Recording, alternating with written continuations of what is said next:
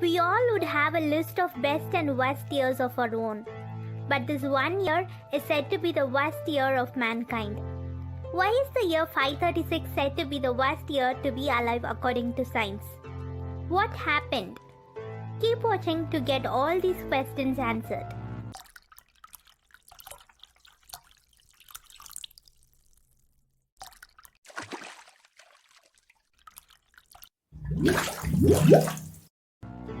In AD 536, Europe had a terrible, horrible, no good, very bad year. The total eclipse of the sun lasted for over a year. The ninth plague of Egypt was complete darkness that lasted for 3 days. But in 536 AD, much of the world went dark for a full of 18 months. It started when a mysterious fog swept over the continent, veiling the sun in a blue haze, and casting Europe, the Middle East, and parts of Asia into darkness 24 hours a day. For 18 months. Falling temperatures ushered in the coldest decade of the past 2000 years. Crops failed from Ireland to China, and famine ran rampant. It was, you might say, the literal dark age. Those who endured the long cold night faced even harsher times in the years to come. In AD 541, an outbreak of bubonic plague, known as Justinian's plague, swept through the Mediterranean, killing up to 100 million people.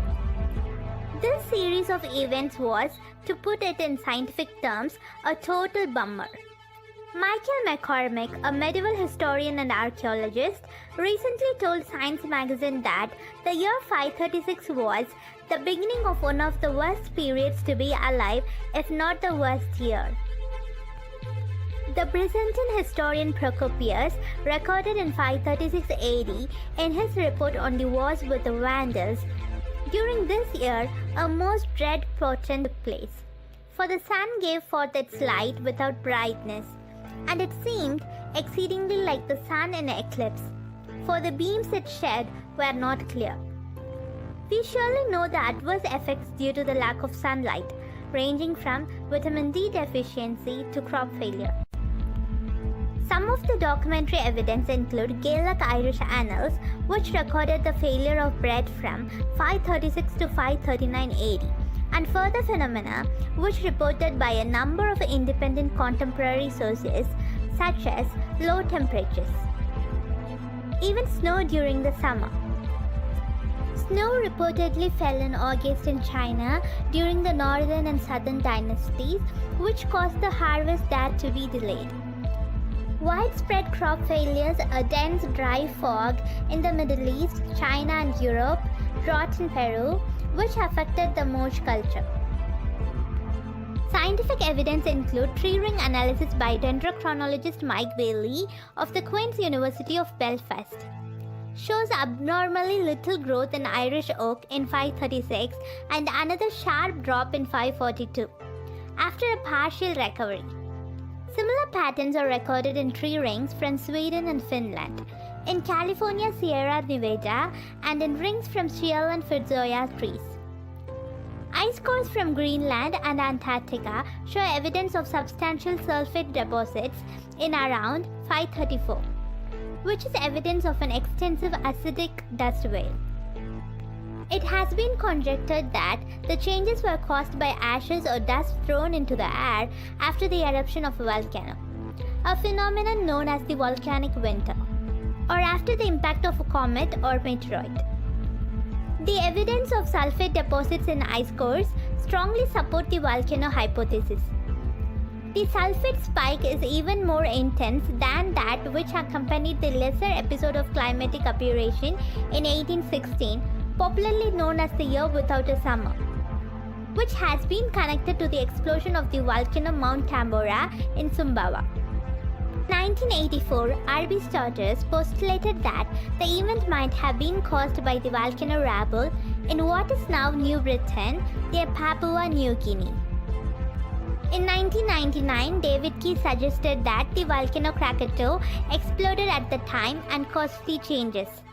It is suggested that an eruption of Krakatoa, described as occurring in 416 by the Javanese Book of Kings, actually took place in 535 to 536, there being no other evidence of such an eruption in 416.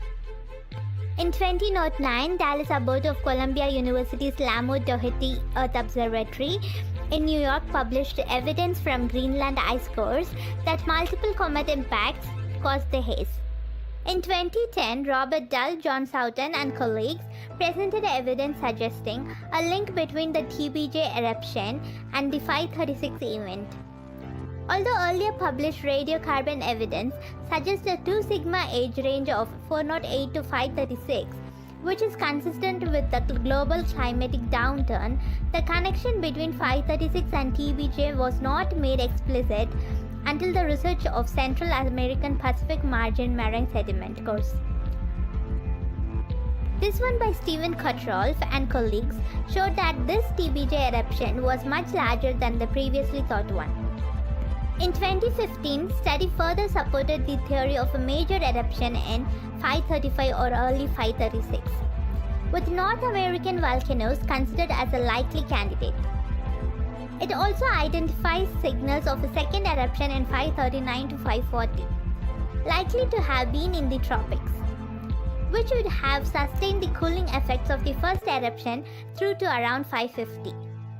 In 2018, Harvard University researchers suggested that the cause was a volcanic eruption in Iceland that erupted in early 536. Accounts like these weren't taken very seriously until the 1990s, says Michael McCormick, a history professor at Harvard University and co-author of the Antiquity paper. That decade, researchers examined tree rings in Ireland and found that something weird did happen around 536. Summers in Europe and Asia became 35 to 37 degrees Fahrenheit colder, with China even reporting summer snow. This late Antique Little Ice Age, as it's known, came about when the volcano ash blocked out the sun. However, the author of the previous study said to Science magazine that the evidence is insufficient to discard the North America hypothesis. It was a pretty drastic change. It happened overnight, McCormick says. The ancient witnesses really were onto something. They were not being hysterical or imagining the end of the world. The effects of the 536 eruption were compounded by eruptions in 540 and 547, and it took a long time for the northern hemisphere to recover. The late Antique Little Ice Age that began in the spring of 536 lasted in Western Europe until about 660, and it lasted until about 680 in Central Asia, McCormick says. It was the beginning of one of the worst periods to be alive, if not the worst year.